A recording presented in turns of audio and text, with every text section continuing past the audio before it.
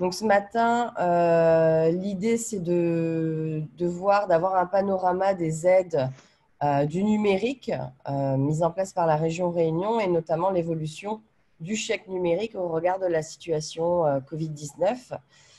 Merci à tous d'être là. Donc, je vais laisser la parole directement à Monsieur Jean-Pierre Potier de la région Réunion, qui va être le principal animateur de ce webinaire. Vos micros sont coupés. Si toutefois vous avez des questions pendant l'intervention, je vous prierai de bien vouloir utiliser la partie conversée, donc la petite bulle de conversation. De noter vos questions directement dans le fil de questions et une fois la présentation terminée, Aurore ou moi-même ou Jean-Pierre, on pourra lire du coup les questions à la suite et Jean-Pierre et Jean-François pourront y répondre. Voilà. Je vous souhaite à tous un excellent webinaire. La suite du programme des webinaires, vous trouvez ça sur notre site internet Digital Réunion. Hein. Et Jean-Pierre, on peut y aller, c'est quand tu veux. Ok, merci Laura. Bonjour à tous. Je suis Jean-Pierre Potier. Je suis directeur de l'innovation et du développement numérique à la région. Alors, j'ai vu quelques noms de gens que j'avais déjà croisés lors de différentes interventions ou sur des projets. Ce matin, à la demande de Digital, je vais vous faire une petite présentation un peu des aides que la région a mis en place pour le numérique. Et notamment, je vais commencer par le chèque numérique, puisque dans le contexte particulier que nous connaissons, la région a souhaité faire évoluer ce dispositif pour essayer de l'adapter un petit peu à un besoin plus important des entreprises en ce moment de transition digitale, puisqu'on avait beaucoup de demandes, notamment sur des questions de sites de vente en ligne et puis d'accompagnement au télétravail. Donc, je vais vous détailler cela. Je devais donc être accompagné de Jean-François Galdin. Je pense qu'il doit être au téléphone avec nous. Est-ce que Jean-François, tu es avec nous au téléphone ? Alors, Jean-François ne semble pas avec nous encore. Bon, je pense qu'il nous rejoindra. Donc, Jean-François Galdin est le responsable du guichet entreprise FEDER. On va parler aussi d'aide FEDER. Bon, une petite introduction pour vous dire que la région, dès le 17 mars et l'annonce du confinement, a mis en place un certain nombre d'outils d'aide spécifiques pour les entreprises, aux côtés de l'État avec le Fonds de solidarité nationale et puis des aides spécifiques, le Fonds de solidarité régionale là, qui accompagne les petites entreprises et puis une évolution, donc, comme l'a dit Laura, de certains dispositifs, dont le chèque numérique, dont je vais vous parler maintenant, un petit peu plus en détail. Donc, cette évolution pour 2020 du chèque numérique, le chèque numérique est destiné aux entreprises et aux associations. Alors, la cible du chèque numérique, c'est vraiment les très petites entreprises, c'est-à-dire moins de 10 salariés.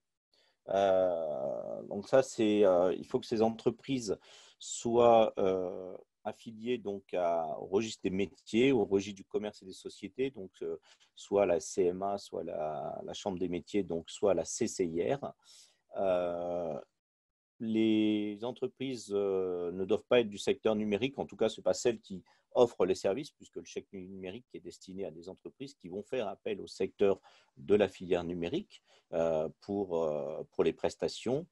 Et puis, alors, il y a un certain nombre de professions qui sont inéligibles. Ça, c'est lié à nos cadres d'intervention, les professions libérales, qui concernent la pêche, la production agricole primaire, l'aquaculture. Mais là, c'est plus, donc, comme je le disais, parce que d'autres aides sont disponibles pour ces secteurs-là.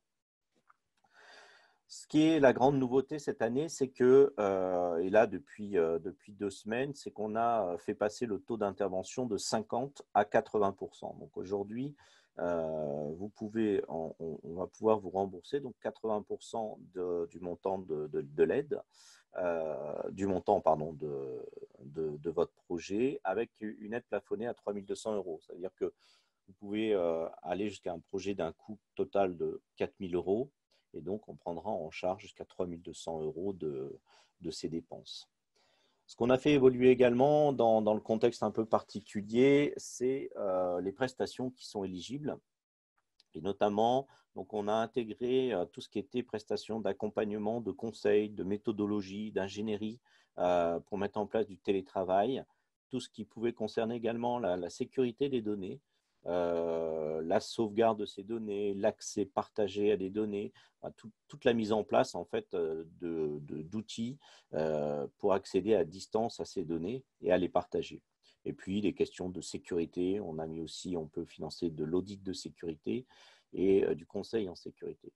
Bien entendu, le reste éligible, hein, que ce soit de la création de sites Internet, la refonte de sites Internet, des solutions de vente en ligne, la présence sur les réseaux sociaux, voilà, tout ce qui concerne un peu le marketing digital est bien entendu éligible à ce dispositif. Et puis, on peut aussi prendre en charge toute la partie formation aux différents outils. Ce qu'on n'a pas souhaité rendre éligible, c'est la partie équipement, parce que ce n'était pas la vocation de cet outil qui est plutôt là pour destiner à financer de la prestation de façon globale. Voilà, alors sur les modalités maintenant, comment on accède à cette aide. La première démarche que vous avez à faire, c'est par mail. Alors, je vais essayer de vous partager juste les contacts qui sont importants. Alors, partager, donc, je vais arrêter ce partage-là et repartager juste un petit fichier où j'ai indiqué donc 3 adresses. Je pense que là, vous voyez ce fichier. Donc d'abord, le premier contact, le point d'entrée peut être la région, avec une adresse générique qui est DIDN-du6 numérique@cr-réunion.fr. Ensuite, nous avons 2 partenaires principaux sur ce dispositif que sont les 2 chambres, la Chambre des métiers et de l'artisanat et la Chambre de commerce. Et donc, chacune de ces chambres a également une adresse mail dédiée pour ce dispositif, puisque les chambres sont celles qui vont réaliser les audits, les diagnostics du dispositif. Ce qui a un petit peu évolué là dans cette période de confinement et puis parce que la demande est en train d'exploser un petit peu sur ce dispositif, c'est qu'on a souhaité également, nous à la région, faire aussi des audits, puisqu'avant les audits étaient exclusivement confiés aux 2 chambres. Et là maintenant, pour permettre d'accélérer un petit peu on va dire la mise en place du dispositif. J'ai deux collaborateurs qui font également des audits et qui peuvent prendre contact avec vous. Donc, la première étape, c'est donc d'avoir ce contact. On va vous rappeler, on va d'abord, dans un premier temps, s'assurer que vous êtes bien éligible au dispositif, que votre projet est éligible. Et puis ensuite, on va vous envoyer un questionnaire que vous aurez à renseigner en ligne, qui va permettre d'établir une première vision de vos besoins. Et suite à ce questionnaire, vous aurez ensuite un entretien à distance, téléphonique ou en visio, qui permettra vraiment de faire un diagnostic, d'évaluer le projet et de se mettre d'accord sur un plan d'action. Et ce plan d'action, vous pourrez ensuite le réaliser. Donc, une fois qu'il sera validé, on vous enverra un petit mail de validation. Et une fois ce plan d'action validé, donc vous faites appel au prestataire de votre choix. Alors, on a une liste, hein, on en référence à un certain nombre de prestataires, mais elle n'est pas exhaustive. Vous êtes bien entendu libre de choisir le prestataire que vous souhaitez. Et une fois que cette prestation est réalisée, vous allez sur le site de la région, vous téléchargez le dossier, cette fois, le dossier complet donc, à nous transmettre, puisqu'on interviendra en remboursement donc, de 80% des montants dépensés, avec, comme je vous le disais tout à l'heure, un maximum à 3 200 € de subvention. Voilà, ça c'est la démarche. Alors, je vais repartager cette fois le document. Je pense que vous avez eu le temps de noter les adresses mail de contact. Donc, la démarche pour bénéficier donc, de ce chèque numérique. Bien entendu, si vous avez des questions à la fin de cette intervention, je serai à votre disposition pour y répondre. Le chèque numérique, c'est également pour les associations, puisque on peut, sur le même principe à peu près, faire bénéficier aux associations qui ont moins de 10 salariés, donc des associations loi 1901, cette aide chèque numérique, avec la particularité que l'audit peut être réalisé aussi par un prestataire externe, puisque les associations ne sont pas affiliées ni à la Chambre des métiers, ni à la Chambre de commerce. Ce que je vous propose maintenant, c'est de vous présenter un certain nombre d'autres aides qui sont cette fois plutôt liées au FEDER et qui, pour certaines, donc, sont plutôt destinées à la filière numérique, donc aux entreprises du numérique, et pour d'autres sont destinées à assurer aussi, à financer en fait la transition digitale d'entreprise. Ce sont des aides souvent dont les montants sont un peu plus importants. En fait, on a voulu créer deux niveaux de dispositifs. Le chèque numérique, qui est un dispositif vraiment destiné aux très petites entreprises, qui est un dispositif assez simple sur fonds propres, alors que les aides FEDER nécessitent des démarches, on va dire, administratives un petit peu plus avancées. Et pour des entreprises qui ont un peu plus de solidité en termes de trésorerie et de capacité et d'ingénierie administrative et financière. Voilà, donc au niveau du FEDER, d'abord, donc, les deux aides pour les PME du secteur numérique. Donc, PME, ça veut dire que là, on est jusqu'à 250 salariés. Donc, avec des fiches. Alors, les fiches actions, elles ont des numéros. On les appelle 301, 307. Donc, c'est des aides aux investissements, donc soit pour des entreprises de moins de 3 ans, soit pour des entreprises de plus de 3 ans. Et là, on va pouvoir financer de l'aide à l'investissement, cette fois pour les entreprises du secteur du numérique. On n'est pas du tout dans le même esprit que le chèque numérique, mais là, on va financer des projets de la filière numérique. Donc, c'est des entreprises adhérentes de Digital Réunion, du moins pour beaucoup d'entre elles, et avec donc des projets d'investissement qui vont pouvoir financer donc à la fois des dépenses matérielles liées au projet et puis aussi des dépenses immatérielles du type études, conseils, etc. Quelques dépenses qu'on peut également prendre à titre accessoire sur des travaux d'aménagement de locaux ou des frais de communication, du mobilier spécifique pour l'informatique. Donc, ensuite, nous avons un dispositif pour financer des prestations de conseil. Donc, c'est la fiche action 308. Alors là, c'est destiné à l'ensemble des entreprises. Ça peut aller donc jusqu'à 30 000 euros. Et c'est alors, j'ai voulu la mettre aussi dans cette présentation parce que ça peut aussi financer le passage à un site internet multilingue. C'est-à-dire que si vous avez besoin que votre site internet puisse apparaître à la fois en anglais, en allemand, en italien, que sais-je, à ce moment-là, vous pouvez faire financer cette adaptation de votre site par cette fiche action. Alors, le taux d'intervention est de 50% dans la plupart des fiches qui vont vous être présentées. La fiche sur laquelle je vais m'arrêter un petit peu plus et qui est vraiment un complément du chèque numérique, mais pour des projets, on va dire, de transformation digitale un peu plus importants, notamment, donc ça s'adresse aussi à des entreprises qui peuvent être de taille plus importante, puisqu'on peut aller jusqu'à 250 salariés. On s'adresse aux PME. Et là, on va pouvoir financer des projets de dématérialisation de processus, de conduite de changement, vraiment en mettant en place des solutions digitales. Donc, ça peut être des outils de gestion de la relation client, ça peut être des outils de transformation de systèmes d'information RH, ça peut être un certain nombre d'outils et aussi d'accompagnement, de prestations d'accompagnement pour la mise en place de cette transition digitale des entreprises. Donc là, on est sur des projets, comme je disais, plus importants, avec un plafond de subvention qui est porté à 50 000 euros, donc pour des projets qui peuvent monter à 100 000 euros.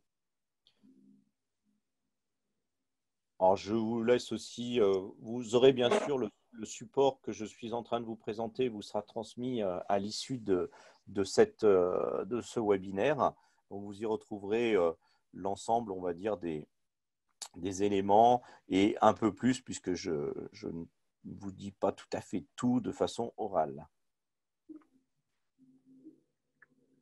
On a quelques dispositifs aussi qui vont permettre de soutenir le fonctionnement des entreprises avec des dispositifs donc à la fiche action 309 qui est là pour financer une partie d'un poste de cadre. C'est-à-dire que c'est vraiment pour renforcer l'encadrement de l'entreprise. Ça peut prendre en charge donc 50% du salaire brut pendant un an. Par contre, il y a des conditions pour cette aide, notamment donc, le poste doit être maintenu 3 ans. Il faut bien sûr que la personne recrutée, qui sera cadre, ait ce statut de cadre, donc qui cotise à une caisse complémentaire de cadre. Et puis, il y a des conditions sur le niveau de formation minimum ou d'expérience. Et puis, le fait qu'il faut que ce poste ne peut pas être un poste de directeur général et qu'il ne peut pas y avoir de lien de parenté dans ce recrutement. Donc ça, c'est pour renforcer l'encadrement de l'entreprise. Dans le même esprit, on a aussi deux fiches, la 323 et la 324, qui concernent la prime régionale à l'emploi. Cette fois, c'est vraiment là, c'est pour recruter et pour accompagner le recrutement de salariés. Donc, bien sûr, ce sont des fiches qui sont destinées à favoriser l'emploi. Donc, on est sur un plafond de subvention donc de 30 000 € par emploi créé, cette fois sur une période de 2 ans, sachant que le salarié recruté, donc qui doit être recruté en CDI, il ne peut pas avoir bénéficié auparavant d'un CDD, et puis il y a un peu les mêmes conditions que précédemment par rapport au lien de parenté. Et puis, bien sûr, il ne doit pas occuper un poste d'encadrement puisque l'encadrement est financé par la fiche précédente. Alors, on a deux fiches, puisqu'il y a toujours la même chose. Il y a les entreprises de moins de 3 ans et les entreprises de plus de 3 ans. Donc, on les distingue au niveau de ces aides FEDER. Je poursuis donc avec le financement d'actions collectives. Alors, sans doute qui vous concerne un peu moins, mais je les signale quand même. Donc là, on est plutôt sur des fiches qui permettent, par exemple, à Digital de financer des projets. Donc, l'idée, c'est de faire la promotion des technologies auprès d'entreprises réunionnaises ou des ménages réunionnais avec un taux de subvention de 50%. Enfin, je crois que on arrive presque au bout. On a une dernière fiche donc, qui est plutôt destinée aux collectivités avec des actions publiques en faveur de l'économie marchande. Donc là, c'est pour financer des projets plutôt pour les collectivités.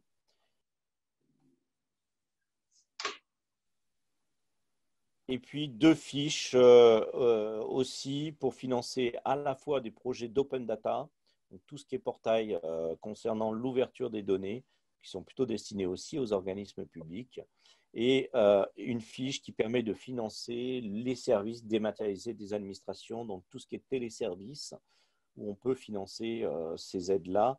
Dans ces périodes-là, on voit aussi que tout ça pourrait être bien utile.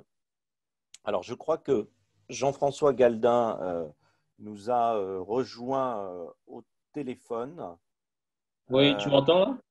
Oui, très bien. Oui. Je pense que tout le monde peut t'entendre. Alors, peut-être quelques mots en termes voilà, de compléments, où je suis passé assez vite parce que je pense que ce qui est voilà, il y a un certain nombre de fiches intéressantes, d'autres qui concernent peut-être un peu moins les participants, qui sont essentiellement des entreprises et des chefs d'entreprise.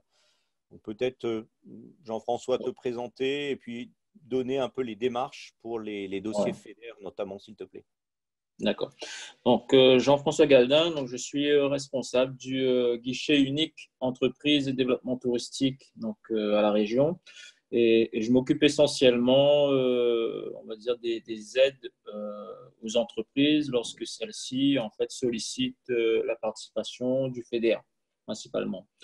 Donc, au niveau des différentes fiches actions, hein, ce qui est, enfin, il y a un fil conducteur au démarrage, c'est que c'est en fait des fiches qui sont orientées vers tel ou tel secteur d'activité.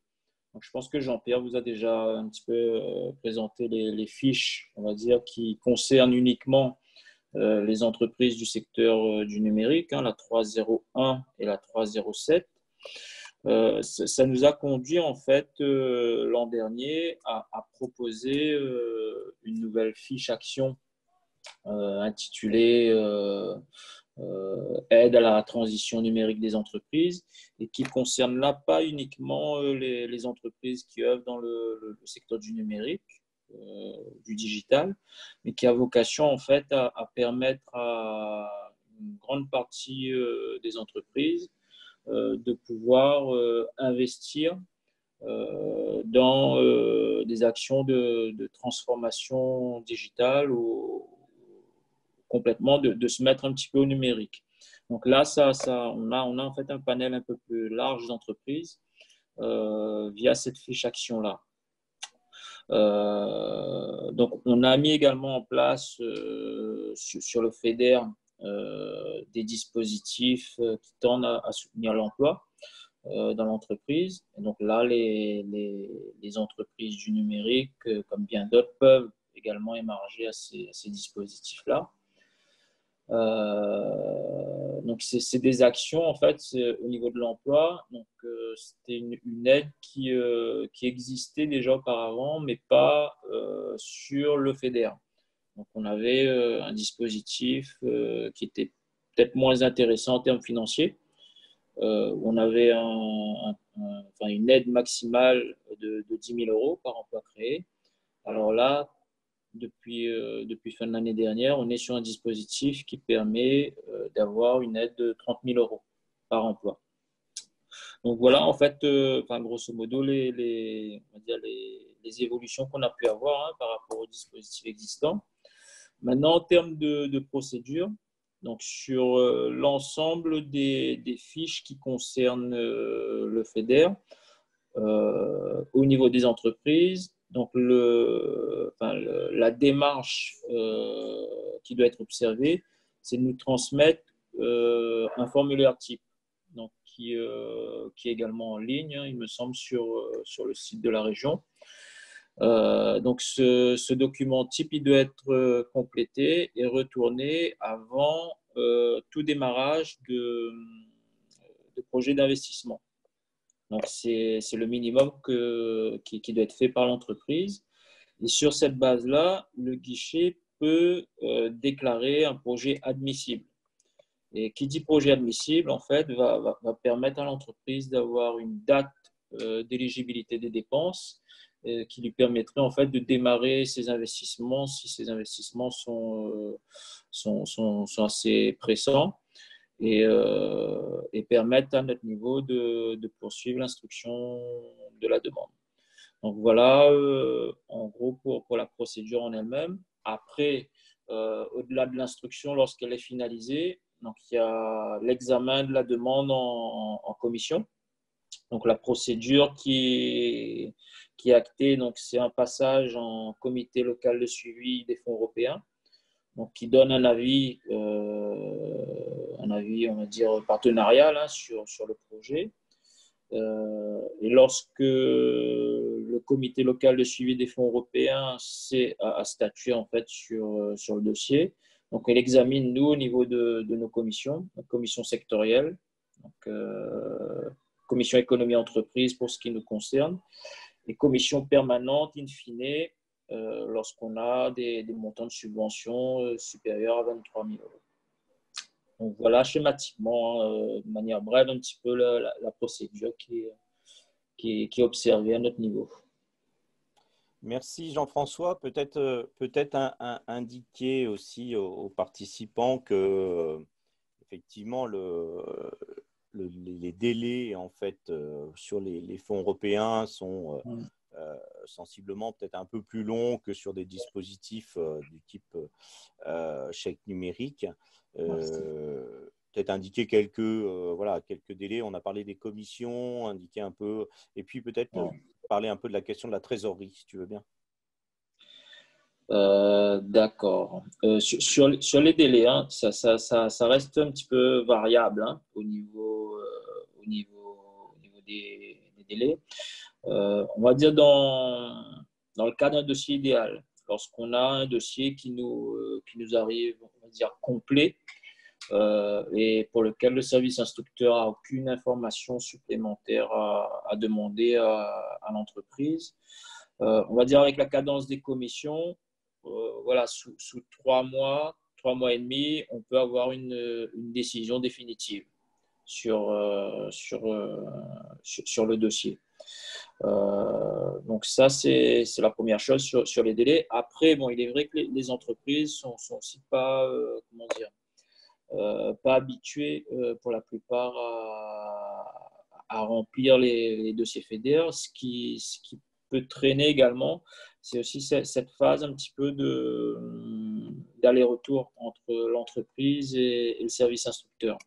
Donc, c'est ça qui peut être un petit peu chronophage et qui peut justement, au final, rallonger quelque peu les délais. Mais voilà, si on s'en tient à un dossier complet pour lequel voilà, il n'y a aucune demande d'information complémentaire qui serait donnée, je pense que le délai raisonnable, au vu des différentes commissions, serait de 3 mois pour avoir un avis définitif hein, sur le dossier. Maintenant, sur la question de la trésorerie, donc les fonds européens, en fait, interviennent en matière de paiement sur la notion de service fait. Donc, ça va obliger en fait l'entreprise dans son projet d'avancer les fonds et de se les faire rembourser ensuite par le paiement de la subvention. Donc, il y a toujours cette notion où la subvention FEDER intervient de toute façon en remboursement des sommes qui ont déjà été versées par l'entreprise. Donc, d'où l'intérêt pour l'entreprise de calibrer un petit peu au mieux son plan de financement dès le départ.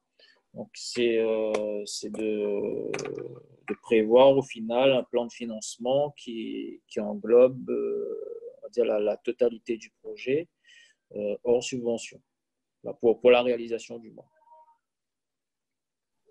Ok, merci Jean-François. Alors, à ce stade, je pense que on peut commencer à répondre à un certain nombre de questions. Alors, Laura, comment fait-on là pour la réponse aux questions? Ou Aurore, je ne sais pas laquelle des deux prend la Une main. minute, voilà. C'est bon, je cherchais, parce que l'écran, il y a tellement de participants du coup que l'écran est très long. Alors, donc nous avons eu quelques questions effectivement. Je vous les pose. Donc Oui. les questions des participants. Alors, on commence par l'embauche. Voilà, l'embauche d'un poste de commercial, donc de hello hein, à tout le monde. L'embauche d'un poste de commercial peut-il entrer dans le cadre de la fiche action 323, qui est la prime régionale à l'emploi, ou faut-il que le poste réponde au secteur de production? Donc, sur cette question, les nouvelles mesures hein, qui sont mises en place sur le FEDER, notamment sur la prime régionale à l'emploi, permettent le financement de tout type de postes. C'est vrai que sur l'ancien dispositif, on visait uniquement les postes à caractère productif. Aujourd'hui, en fait, les postes peuvent être des postes de commercial, de secrétariat, en plus des postes productifs. Donc, ce qui est uniquement exclu dans le financement de ces postes-là, c'est les postes d'encadrement qui sont par ailleurs financés sur une autre fiche action, la fiche action 309. Ok, merci Jean-François. Je pense que ça répond très bien à la question.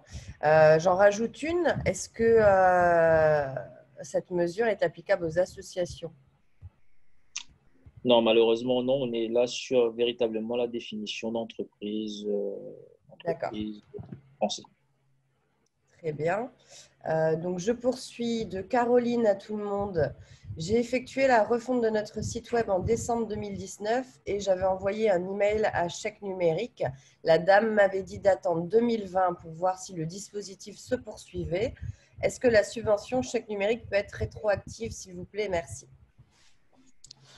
Alors, malheureusement, non, on peut pas faire de façon rétroactive puisque l'idée, c'est de partager en amont du financement un diagnostic qui est un plan d'action pour qu'on se mette d'accord en amont sur les dépenses qui vont être réalisées et sur le projet qui va être réalisé. Donc, par contre, toute évolution, amélioration, enfin voilà, si je peux j'allais dire, proposer à Caroline de reprendre contact avec nous si elle a d'autres projets cette année, puisqu'en plus on est passé à 80%. Donc malheureusement, le projet de 2019 ne pourra plus être financé. Merci Jean-Pierre. Donc, je continue. Benjamin Meunier, pour des aides, pour des aménagements mobiliers spécifiques et logiciels d'une petite structure, j'ai cru comprendre qu'il fallait faire partie de Digital Réunion. Est-ce bien exact? Pourquoi pas? Non. Alors, je vais laisser Jean-François compléter après, mais non, il n'y a pas de lien direct. J'ai juste parlé à un moment de fiches qui étaient plutôt destinées sur les actions collectives, à financer des actions qui seraient portées par Digital Réunion. Donc, je pense qu'il y a une petite confusion là-dessus. Non, c'est simplement que certaines aides sont dédiées à la filière numérique, c'est-à-dire à des entreprises du numérique, et d'autres pas. Donc, alors, les aménagements mobiliers spécifiques, c'était plutôt sur les aides à la filière numérique, où on disait que, à titre accessoire, on pouvait financer des aménagements spécifiques dans le cadre de projets d'investissement. Mais c'était vraiment d'abord à titre accessoire. Alors, je ne sais pas si il faudrait faire préciser la question, mais je vais laisser Jean-François peut-être préciser également la réponse. Ouais, non, mais effectivement, tu as raison. En fait, sur les fiches dédiées au secteur du numérique, donc la 301 et la 307, effectivement, il peut y avoir la prise en compte de ce qu'on appelle, nous, d'investissement connexe. C'est essentiellement les travaux d'aménagement au sein d'un local. Et voilà, on le prend de manière accessoire dans la mesure où à côté, on a effectivement des investissements, on va dire, de nature productive. Voilà, on les retient en fait maximum à hauteur de 50% du projet global. Donc, voilà, mais ça, c'est un accessoire qui suit le principal. Benjamin Meunier, est-ce que ça répond à votre question?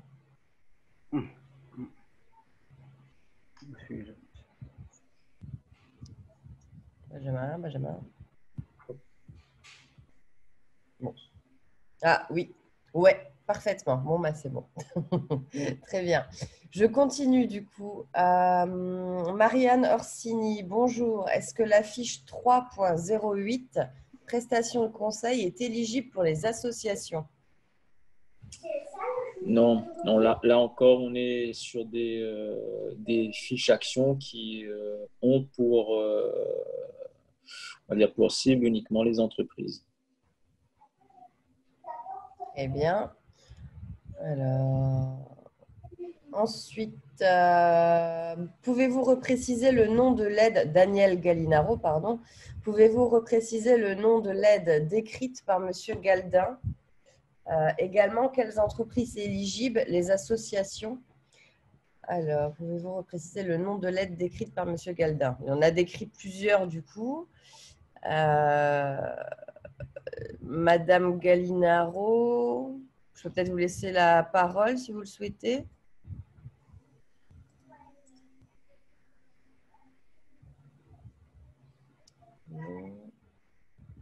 J'ai perdu. Alors, globalement, peut-être pour faire une réponse sur les aides FEDER, et là, je m'adresse à Jean-François.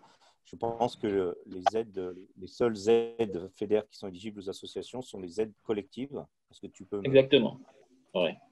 Donc, on est là véritablement au niveau des associations, on est plutôt sur des aides qui portent sur les notions de programme d'action et d'action collective. Donc, il s'agit en fait d'actions. Oui. Donc, il Non, s'agit vous en en fait, faites. oui.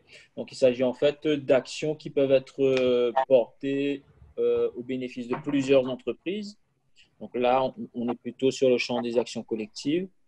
Donc, on peut avoir ça peut être une chambre consulaire qui peut porter une action, ça peut être une association, une entreprise qui est mandatée par plusieurs autres qui peuvent porter ces actions-là. Ou alors, on peut être sur la notion de programme d'action, où là, c'est des actions, voilà, c'est des actions, on va dire, un peu plus larges et qui doivent normalement profiter à toute une filière.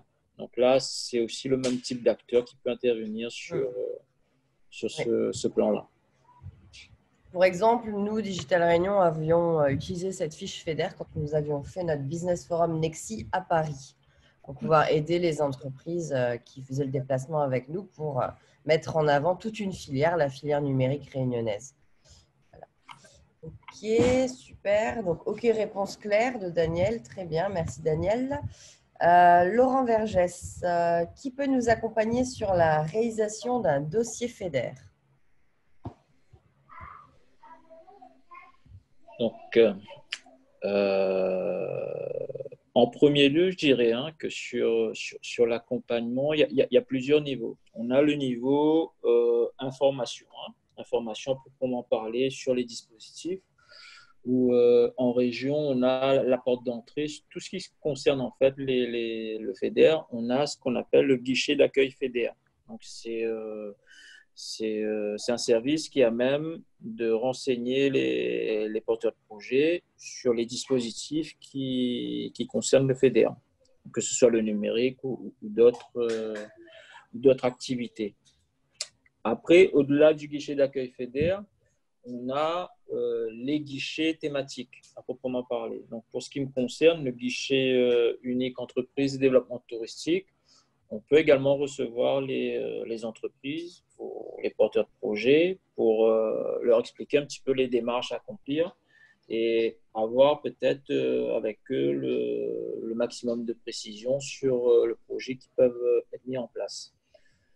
Après, le deuxième pan, c'est véritablement la rédaction du projet ou la rédaction du dossier, où là, nous, au niveau de la région, on n'a pas, si vous voulez, d'accompagnement spécifique à apporter aux porteurs de projet, dans la mesure où on serait un petit peu jugé partie à un moment donné dans le cadre de l'instruction du dossier. Donc là, on oriente principalement vers nos partenaires. Donc, ça peut être les chambres consulaires, ça peut être aussi des structures qui sont déjà un peu identifiées au niveau de l'accompagnement. Souvent, on a affaire à des cabinets de consultants où l'expert comptable même du chef d'entreprise peut être aussi amené à monter ce genre de dossier et à être en relation avec nous. Peut-être, Jean-François, préciser que ces dépenses peuvent être intégrées aussi aux dépenses éligibles. Oui, effectivement, dans la masse de dépenses qui peut être considérée, les dépenses liées au montage des différents dossiers peuvent être prises en considération à hauteur de 5 000 € maximum, des honoraires perçus. Super. Merci Jean-François. Donc, vous avez un merci de Laurent Vergès. Safia Boucher, peut-on bénéficier d'une aide pour l'embauche d'une personne à mi-temps? Sur le dispositif de prime régionale à l'emploi, il y a effectivement la possibilité d'aller sur du mi-temps, mais il faut que la personne soit effectivement en contrat à durée indéterminée. Donc, on est sur du 50% minimum d'activité. Très bien. Caroline JR, les aides sont-elles cumulables? Très bonne question, Caroline. Je dirais que dans l'absolu, oui. Donc, après, est-ce que les aides cumulables, peut-être que la réponse n'est pas assez précise, puisque on peut avoir un projet d'entreprise qui comprend une partie investissement. Donc, elle sollicite une aide pour le financement de matériel et également une aide pour l'embauche de personnel. Donc, dans ce cadre-là, oui, il y a un cumul possible d'aide, donc d'aide à l'embauche et d'aide à l'investissement. C'est d'ailleurs prévu par les différentes fiches actions. Après, on a une autre problématique au niveau du cumul et qui tient à la taille de l'entreprise. Donc, sur un même projet, l'entreprise peut également avoir une autre source de financement. Je dis n'importe quoi, il peut avoir une aide de l'État, une aide d'une autre collectivité. Parfois même, on a la défiscalisation sur ces projets-là. Et là, on est soumis à des plafonds, à savoir que le plafond d'aide publique sur un projet pour une petite entreprise ne doit pas dépasser 65%. 55% pour une moyenne entreprise et 45% pour une grande entreprise. Donc voilà, après, voilà, les cumuls, voilà, on regarde ça également de très près au niveau de l'instruction. Merci Jean-François. Carole Guisnet, pardon. Si ce n'est pas rétroactif, alors à partir de quelle date, si une évolution a été commencée en mars? Alors, peut-être qu'il s'agit là de faire confirmer qu'il s'agit du chèque numérique. Je pense, oui. Carole, est-ce que Carole est parmi nous? Je cherche. Il y a du monde, moi je ne vois pas tout le monde. Carole, si elle est oui, là, j'active oui. le micro, Carole. Allô, Carole? Carole? Elle a répondu oui. Oui, excusez-moi. Oui, en fait, si l'évolution sur un site internet, par exemple, a été commencée soit en février, soit en mars, est-ce que ça peut rentrer dans l'aide sur 2020? Alors, j'ai envie de vous dire, appelez-nous très vite ou écrivez-nous très vite parce que ça va dépendre de l'avancement du projet et de la façon dont on peut un peu effectivement reprendre en cours le projet. Et puis, bien sûr, il faudra étudier la question des dépenses éligibles. Est-ce que le projet rentre dans le cadre, etc. S'il n'est pas terminé et que les choses, qu'il n'y a pas eu de facturation, on peut discuter. Ouais. En fait, je tiens à rappeler, merci Carole, je tiens à rappeler que dans tout dossier chèque numérique ou FEDER, il faut ne pas avoir commencé les travaux avant de recevoir le go normalement de la région. Je pense que c'est important de… Bon, après, comme l'a dit Jean-Pierre, ils peuvent étudier aussi au cas par cas. Alors, il n'y a pas trop d'avancement. C'est juste à relativiser parce que ça dépend un petit peu de… Alors là, on va rentrer dans la technique du régime d'aide qu'on va utiliser. Quand on est sur ce qu'on appelle des aides de minimis, c'est un cadre qui nous permet de financer des entreprises. On a un petit peu plus de souplesse que sur des régimes d'aide FEDER. Alors peut-être que Jean-François peut apporter quelques précisions, mais sur certaines fiches, actions dont on vient de parler au niveau du FEDER, on n'a pas le droit d'avoir commencé du tout le projet avant. Sur d'autres, s'il n'est pas terminé, ça peut se discuter. Jean-François, je te laisse peut-être préciser ça. Oui, effectivement, sur les dispositifs qu'on a revisités l'an dernier pour les nouveaux dispositifs qu'on a créés, on a rajouté on va dire un élément de souplesse dans les régimes d'aide. Bon, c'est un peu technique, hein, je m'en excuse par avance. La règle générale, c'est qu'effectivement, les projets qu'on finance sont soumis à des régimes d'aide qui sont bien identifiés. Et pour cette raison, le projet ne doit pas avoir démarré avant que la région vous ait délivré ce qu'on appelle un accusé réception de dossier admissible. Donc ça, c'est pour qu'on puisse vérifier que la notion d'incitativité au niveau communautaire est bien respectée. C'est qu'en fait, la logique, c'est en fait, si vous demandez l'aide alors que vous avez démarré votre projet d'investissement, au final, c'est que vous n'en aviez pas besoin. Voilà, ça c'est le chemin un petit peu le plus court pour vous expliquer ça. Ce qu'on a intégré depuis l'an dernier dans les différents dispositifs d'aide aux entreprises, c'est l'application en fait, d'un règlement de minimis qui permet en fait de pallier un petit peu à cette notion d'incitativité. Donc, il se peut qu'une entreprise ait effectivement démarré son projet d'investissement, mais qu'au final, par l'application de ce règlement-là, on ne pourra pas en fait déclarer l'intégralité de son projet inéligible, chose qui est fait jusqu'à présent. Et cette souplesse, en fait, elle est permise pour les projets qui n'excèdent pas 150 000 euros hors taxe d'investissement. Donc ça, c'est quelque chose qu'on a intégré dans les dispositifs existants. Et pour ce qui est de la fiche action plus spécifique 3.25, on est effectivement uniquement sur l'application du règlement des minimis, donc qui permet à un projet qui aurait pu déjà être démarré à ce qu'on le prenne en considération sur cette fiche-là. Ok. Très bien. Merci. Ouais. Merci, Carole. Merci, Jean-François. Donc, ok. Je poursuis le fil. Laurent Gaborio, une condition importante de ces FEDER est de ne pas avoir commencé les travaux liés au projet ou contracter un quelconque engagement rendant la réalisation de mon projet irréversible avant le dépôt de ma demande, comme précisé par M. Galda. Très bien. Bon, pour le moment, je n'ai pas d'autres questions. Donc, c'est que ça a dû être très clair.